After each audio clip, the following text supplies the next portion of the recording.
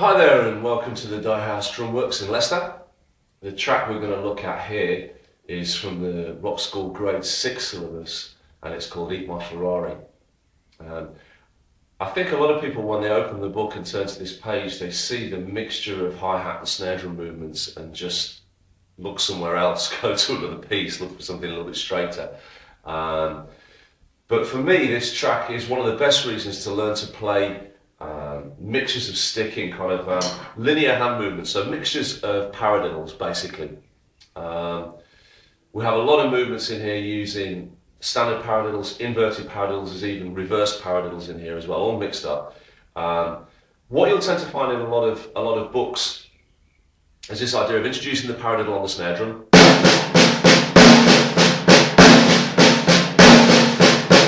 and then putting that basic sticking pattern onto the toms with this idea of playing fills. I don't think I've ever played a fill using paradiddles on the toms in my life. For me, the benefit of learning to use paradiddles is really in this kind of context where we're putting the sticking pattern between maybe the right side of the snare or the hi-hats and the snare. It's really where the groove comes out. So rather than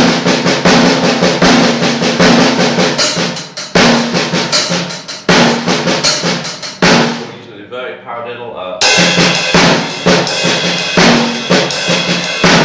this sort of thing. So we get the benefit of that mixed sticking pattern. Internal dynamics is very important with this. If we play these grooves with one dynamics, that's to say all the beats are the same volume, so a standard paradiddle, we don't get the groove out of those 16th notes, we just get something that sounds like a paradiddle using two sounds. It sounds a bit clumsy. So the idea of the internal dynamics here is to make some of the beats stronger and some of the beats quieter. So if we play a basic standard single paradiddle between the hi-hats and the snare, but accenting the main count,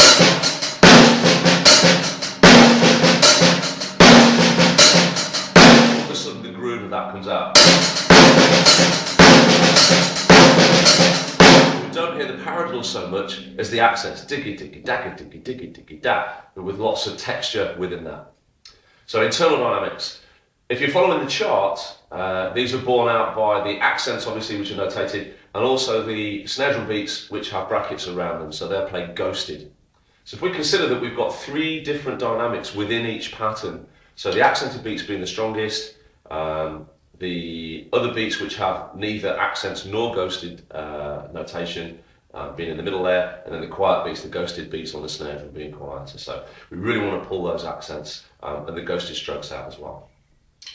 So you've got a lot of paradiddle based rhythm, a lot of movement, a lot of interest. One of the great opportunities that we have in this particular arrangement is where we drop onto the ride cymbal in the 6th line.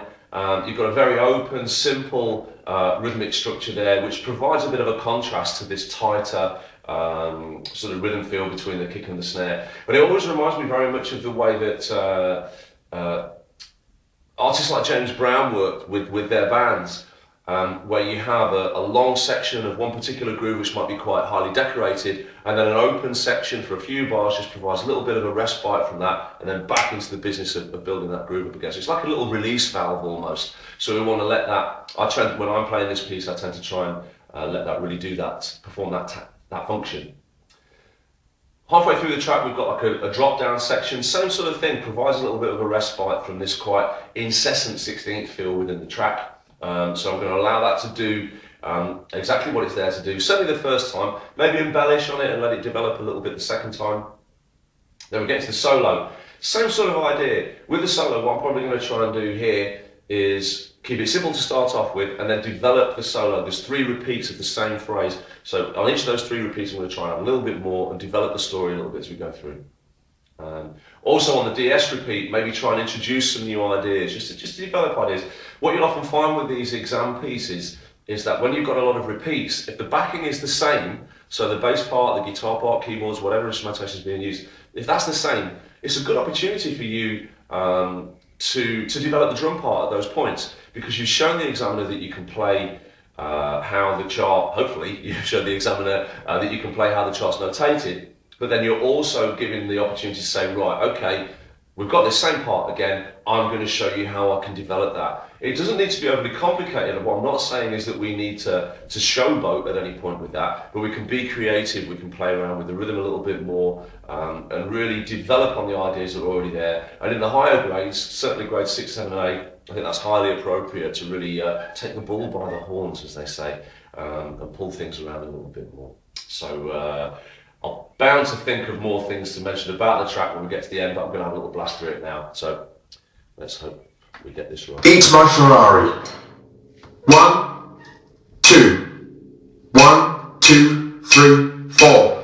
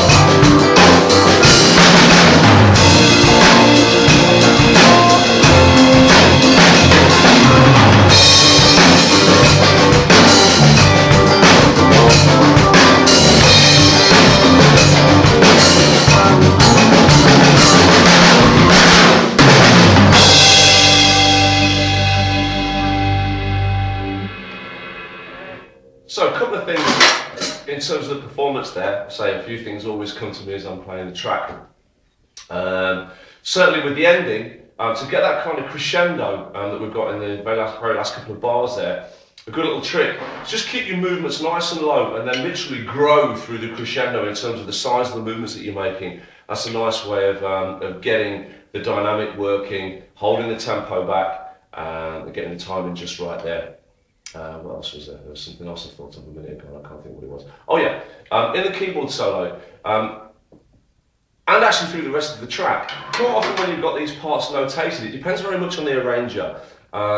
Sometimes if you've got things that are arranged by drummers specifically, because obviously all drum parts aren't necessarily arranged by drummers, sometimes you'll have other instrumentalists who will arrange the parts. Drummers hopefully will understand the potential for the kit and what we can do with those drum parts a little bit more. Things like open hi-hats, you'll often see written as open hi-hats with a circle round or with a circle above the top, which aren't necessarily resolved. And what I mean to say by that is that there isn't necessarily indications to where the hi-hat should close.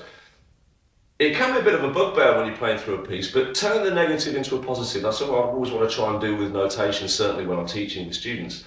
So think about, especially with a funk style, you can almost take it as a given that you would close, especially in a 16th note kind of environment like this, that you will close that hi-hat immediately afterwards, so on the next 16th note, which gives you a nice tight funky kind of feel.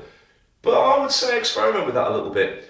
It can be nice, a nice variation in a groove to have the tight 16th note closed hi-hats, but then also to let them ride over a little bit. So we get things like, so the keyboard solo groove.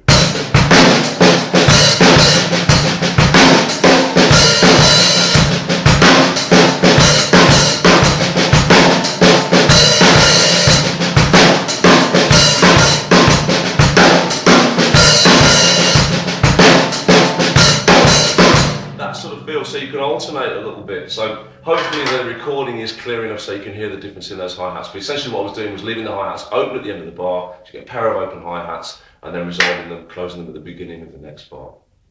So get stuck into the track.